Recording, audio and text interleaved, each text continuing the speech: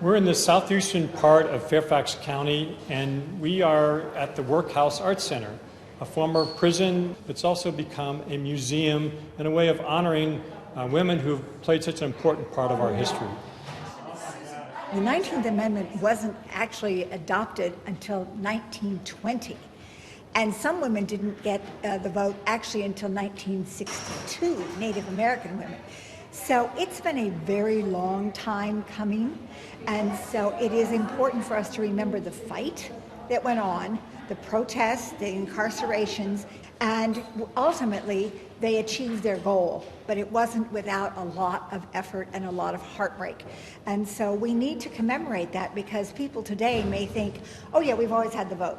No, we haven't. And we need to ensure that we maintain it and take the responsibility to vote. It's critical that we remember and we honor and we understand our history so that we can make our future even better. And that's about knowledge, education, but also ultimately leadership. And I would say register and vote.